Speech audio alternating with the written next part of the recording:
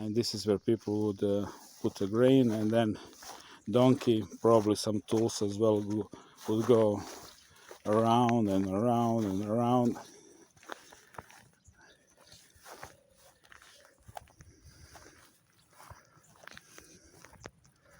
And this is Mountain Velebit. It's a beautiful mountain. Lots of horn vipers as well. From here there is this beautiful view to the Tulove Stijene, Tules rocks.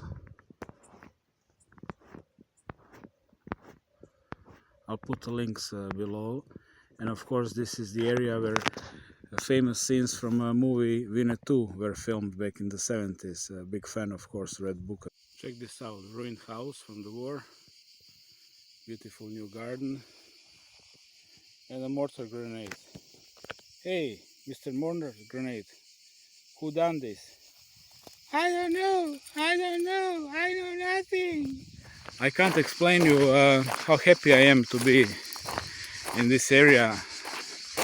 Last time I walked this road was when I was 13, and really been daydreaming about walking it. So although it's hot and sunny, I really don't care. I'm very, very happy.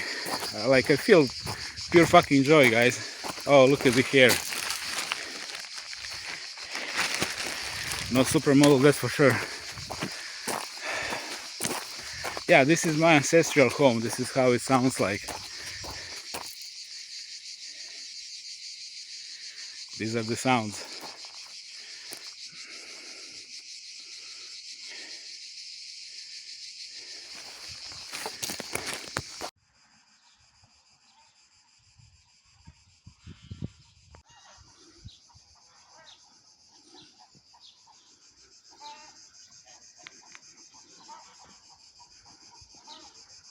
I'm now on my way to the beach, and here is an interesting map of the operations from the Domovinski Rat or Independence War. So this is the new village, or village Paljuv. My subdivision is here where I'm camping, and this area used to be occupied by the Serbian army until they launched attack on this small enclave which remained free. And these people died in the defense, but they stood no chance. 25 tanks against 100 people with small arms. That was basically it for the whole area. So this is the first phase of the war, which was on the 31st December 1991. And then because the Serbs also occupied this area, which is important for the Maslen. It's a bridge. Now there are two, for highway and the road.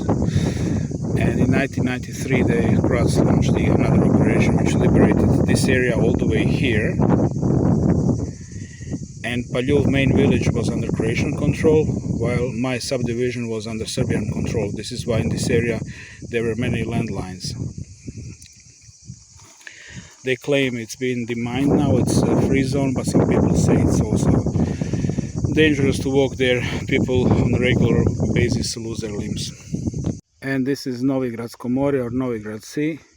Technically it is a sea, but very small one.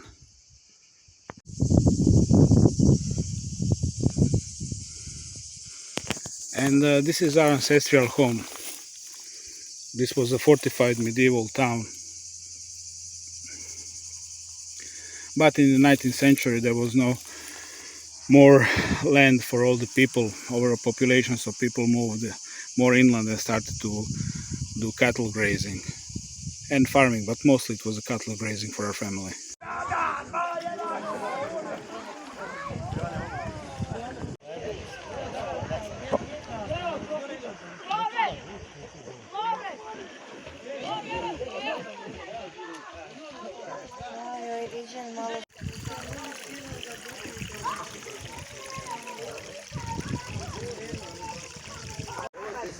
So feel very happy that I'm at my father's grave, and I met some cousins as well. They helped me out with the ride, and yeah, feel special, guys. Very, very special. Ti životariš, vidjeli smo te onaj dan tamo kod kuće od bazena. Nismo vidjeli na utakmici Hrvatske. A ti a ti bio u Njemačkoj?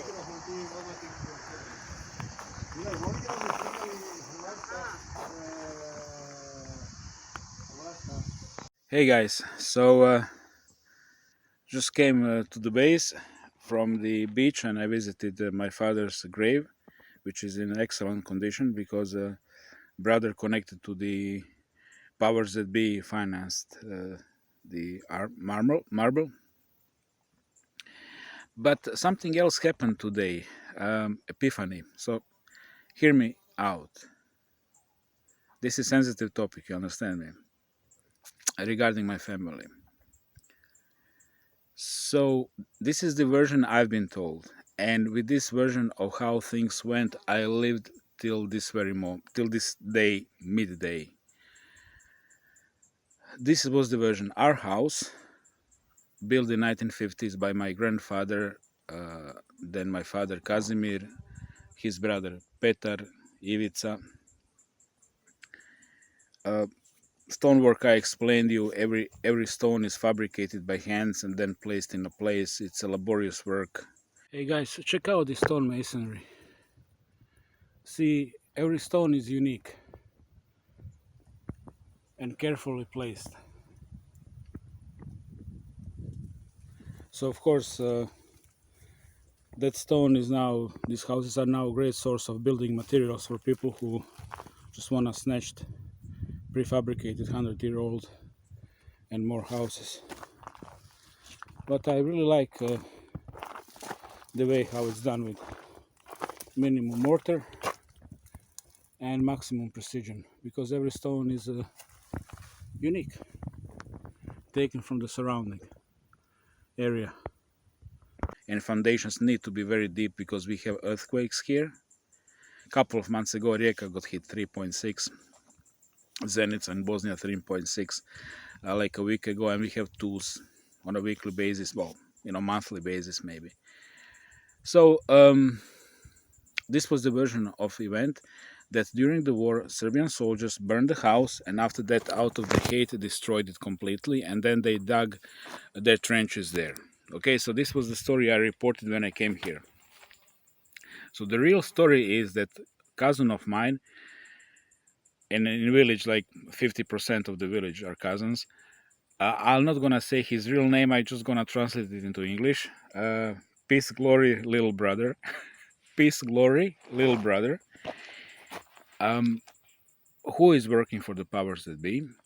After the war, 95, got hired by the municipality to destroy as many houses he can. So he came with a lorry, with a big truck. He dismantled the house stone by stone, and then in different versions of the story, it was dumped on a place in a forest 300 meters away, and then also people connected to the powers that be been using these stones for making walls. These are very, very fancy stones,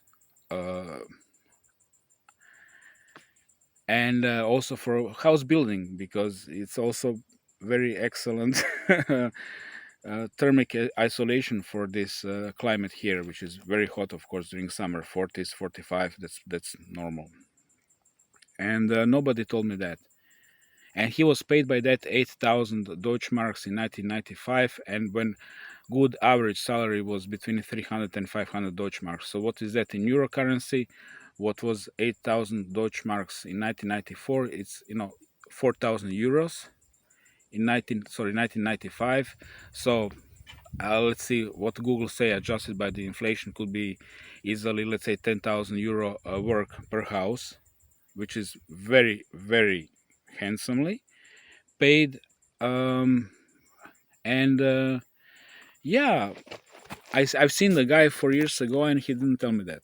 He didn't tell me that he dismantled our house and got paid by that.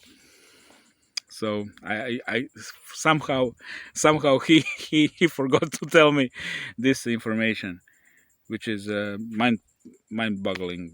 I can't wrap my mind around it. Why he said nothing of it? My little brother, Peaceglory cousin. Of course, this is not his name. This is his name in Croatian, translated in English. And again, Peaceglory, little brother. Hey, where is my fucking house, man? What the fuck happened to our house? Oh, right. Serbs burned it. Yeah, they kind of did it. You've done 95% of the work. You know, all what was needed is to put the roof where it's supposed to be, and then wooden planks on a floor and windows, and yeah, still great deal of job. But let's face it, the foundation, the walls, done. Right. Survived the motherfucking war, right? Well, not HDZ, Hrvatska demokratska zajednica, and its little minions. So, yeah, things you learn. So, hey, this is something I wanted to share with you. And cousin who told me, that of course they also wanted to fuck up his house, which was built in the mid 1800s, which is this tall house I filmed by the garden, and he objected to it, but nobody was here to politically leave your fucking hands out of my house. That sends politics to protect our property, so it ended up being fucked. So yeah, talking about backstabbing. Oh my god, was that in my bag? Oh, it's a knife from little brother, Peaceglory cousin. So anyway, yeah. I'm sure that some people gonna be laughing. Some people gonna be angry when I upload this, but hey, now many things are much clearer to me how things work in the village. Okay, so a good question is why? Zašto? So this is what's officially known as what government said. People must leave these little extensions, kuće Cvitića, Varos Barabica, Ramići, and so on, Baždarići, and concentrate in the main village, which was planned, as a standard grid, suburban grid, right? And tomorrow I'm gonna film a little bit village, Paljuv, and many foreigners are now living there from neighboring countries, Slovenia, Austria, etc. As I said, idea was to place everybody in the same community, and if people wanted to play a ball with the government, then they went through obnova, izgradnja, or rebuilding and a building, literally means that, and state built up their houses of all these people who lived in these houses which been destroyed during the war. And to speed up that process, government, of course, clearly did not finance rebuilding of these old houses, and not only that, but they actually tried to demolish as most as they could, which is now leads us to the real reason why that actually happened, and that happened. So for the thing which is coming, Novus Ordo Seclorum, New World Order, they of course need to control the people, and they need to squeeze everybody in big communities, ideally mega cities, because people there are super controlled. But in these rural communities, in basically little towns, and because in little towns people are easily controlled, let's say by the Wi-Fi and other means, also people who literally observing them and working for the powers that be. And if you have a family of hundreds of people, extended family, of course that you're gonna have people inside, guys. That's inevitable. And I have a pretty good idea that these people might be. So they discourage people to live in these isolated communities, and guys, there is a great deal of resources here. Let me just film around. Kilometers and kilometers in all four corners of vegetation like this. You have little fields like that one there. This all used to be farmed before, and it's as you say, škrta zemlja ali puno daje. It's a difficult ground. However, it's very generous because climate is very, very generous. You have lots of sun and you have, believe it or not, lots of rain here. So things are growing here. And for example, this guy is now growing here olives. Of course, this is perfect terrain for olives. But you can also have tomatoes and paprika and cucumber and you know, stuff like that. Lots of different food, and more than anything, it's a huge terrain by the sea in Europe. Okay, and I'll put it on a map so you have idea where this area is. So it is rich, and if you're talking about, this is what I'm talking about. You have hundreds of little meadows like this. Beautiful land. Americans, you see how things are connected. Once you don't have First Amendment, freedom of speech, we don't have it legally. It's been cancelled. And when you don't have a Second Amendment, right to bear arms to protect your freedom, or at least illusion of it, then the next thing is you somehow don't have rights to have property, or actually to protect your property from the powers that be. Powers that be simply, whoops, and then what you gonna do? You know, like you're gonna metaphorically hold a stick and say, oh, powers that be, I gonna complain to you over my little rights you took away, huh? Oh, I'm a little Croat from little Croatia. You took my land, you Croatian government, I want it back. Look my boom stick, look how powerful I am. Well, this is in line for you guys. Once they simply cancel the Second Amendment, then suddenly, oh, Johnny, oh, you had that land there? No, let me see. Oh, it says in the books that now belongs to Tyrone. Now Tyrone has it. Oh, well, yeah, sure, I'm government. You can complain to me. Yeah, write a petition. Hire a lawyer. Right, I have an excellent lawyer, Mr. Finkelstein. Yeah, here you go, Mr. Finkelstein. You're gonna be little Johnny's lawyer. And you're gonna be milking him next 10 years until we finally give you, bang, you don't own that land. And you say, yeah, and then Mr. Finkelstein gonna say, but we have an excellent case. Everything was in order for little Johnny to gain his land back by the paper, but I don't know, I think it's the corruption. You understand me? And here we are.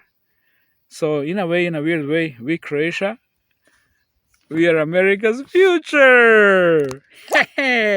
You're gonna be just like us. You're gonna be just like little peasants. No freedom of speech, no rights to bear arms, and fuck you, fuck your property. Now I'm gonna show you from my memory how that looked like. This was a Markićina kuća here. It was also dismantled 95. This trench system was not there. There was one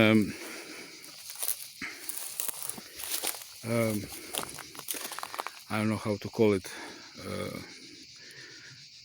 like a little road till the house paved by the stone plaques, and I'm standing now right where the house was. So this was the Didina soba, Babina soba. This was where grandfather lived, and grandmother. There was also one picture here on the wall of the whole family, done in really 1940s, 1950s fashion. It was retouched. House was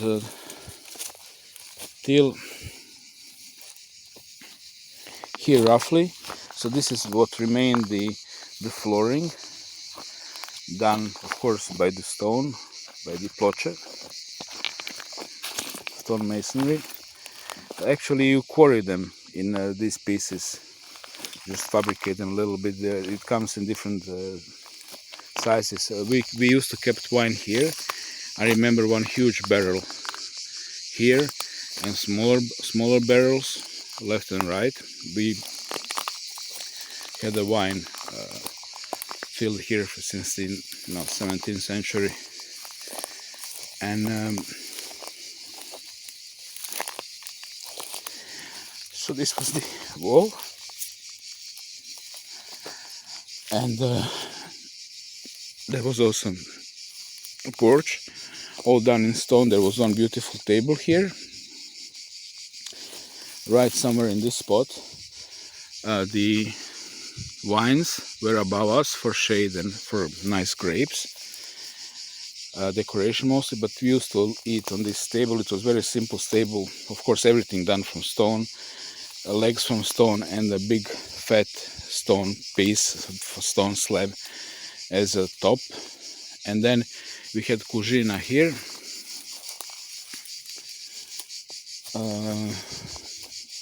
somewhere here was the kitchen. It was separated. I can't even find foundations, but I did find the rooftop from the kitchen.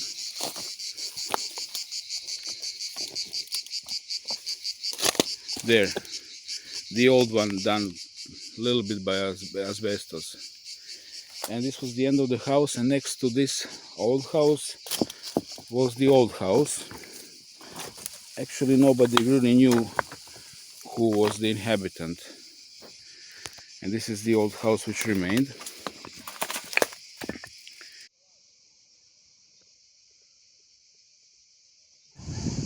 And this is the ancestral home, Novigrad. This is where family lived till the 19th century.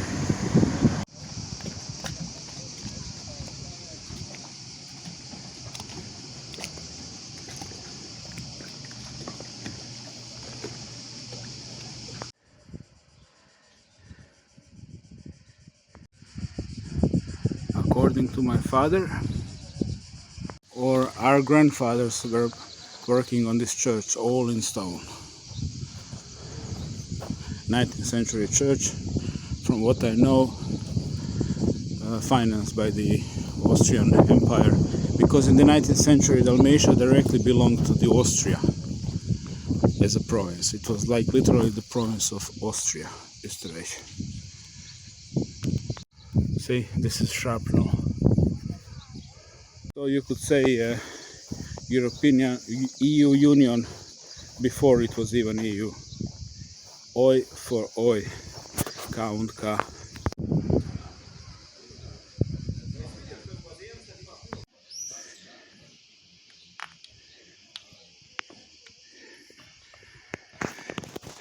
And this is a typical Venetian construction of a road. This is how you know that you're walking the main road, and when these middle stones disappear, that means you're walking into somebody's backyard. So that means I can go left. So this is the system. And of course, when people renew them, they kept the form, as you can see. It's all interconnected.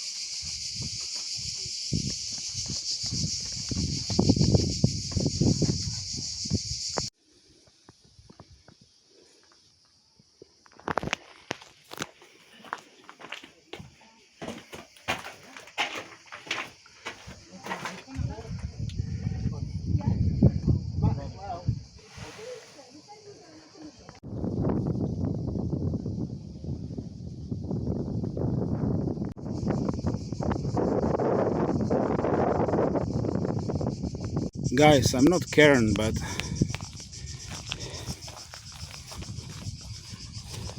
this is fucking safety issue, okay? This is lawsuit waiting to happen. Oh no, there is more. I don't know, like a fence.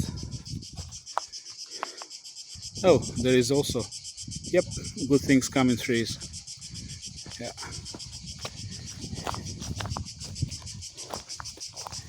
That was my comment.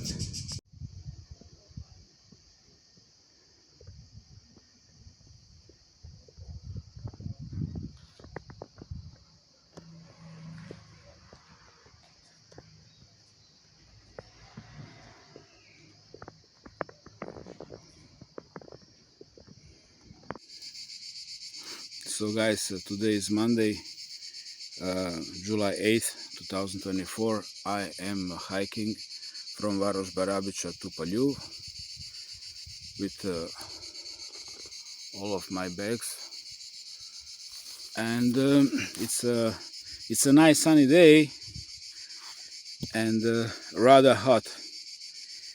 So yeah, I wish I could stay longer, but I simply couldn't afford it. One of these is €1.50, and 3 of these I need per day, which is only on water $4.50 plus food, and you know, you buy yourself something little like a chocolate, that's €10. So really adds up, and I'm not sure I ever gonna come back. I loved it. I absolutely had a great time. I met cousins, went to the beach. People have actually been very nice to me, very helpful, very warm. Had very, very beautiful reception. I didn't film the people out of the respect, and you know, part some shots here and there. So that part was very good. Done all 4 things I really wanted to do. First thing was to go to my father's grave. I managed to do that twice. Then to see Varos Barabica. That was quite revealing, especially the part with the house, which blew my narrative of my life, how evil Serbs dynamited our houses. Like, no, it was the municipality, and went only for targeted families to pile up the stones on a lorry and take somewhere. That part of information is not clear. For 8,000 Deutschmarks at that time, in mid-90s, for a house, and it was done by the cousin. And so this was wow. You know, to be so targeted many decades before I figured out that I'm targeted, how powers that be wanna uproot you from your area, effectively, like a demonic force comes in your dimension, does something, and simply uses people to do physical work, literally to pull stones from one place to another in this or that shape or form. And then I went to Nozrat, which is local beach, which is beautiful. Really want to see actually one stone from my childhood. I did see it, but it was more beautiful than I anticipated. Even more beautiful than in my memories, especially that sweet water. You can actually drink. You can even bathe in it after swimming. Amazing. And of course, last but not least, Novigrad. Whole my life I wanted to visit Novigrad again. I was there when I was a small boy with my father. We went through the forest, shortcut. I remember vividly church and a marketplace, but in my imagination, of course, I was there when I was 8 or 9. It was next to each other, but very happy that I found that little market, and went all the way to the fortress, and then from Novigrad back to Paljuv. That caused quite a drama in a village, because people typically use cars. I was walking. People did see me, they didn't stop, but there was a panic that something is off. And then cousins in my village went to search me with a car. They actually found me in this area. Some of them been very drunk. and panicked, like, what the fuck was going on with you? Why are you walking this distance? They wanted to give me a lift. I declined. I said if I can, come from here to here, then I can move on. So it was, typical village drama. You see man walking, no, you're not gonna stop and help him out, but you're gonna raise the alarm that something is off in the village. So yeah, I experienced a little village drama as well, plus beer, in them, not in me. And now I'm trying to catch a bus 12:20 to Zadar, and from Zadar I'm gonna go back home. I'm tight with the money. I have only 35 euros left, and I was saving 150 euros for this trip for a very long time. Last day in Father's Village, beautiful, better than I anticipated, really. And no landmines, actually, it's all been demined. Certain people are spreading rumors simply to deter people from the ground. Another thing. So many illusions been smashed out of my head, lies which been coming to me, especially, they lied to my father, kissing him in the face and lying to him about the house, about everything.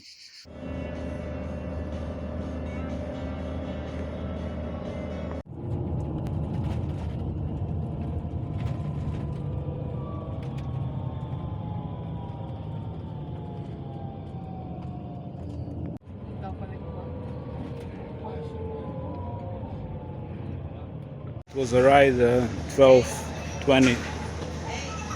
I left Paljuv with the bus and immediately took another bus in Zadar, and here I am, 6 p.m. That's it. Coffee and some gummy bears. Back home.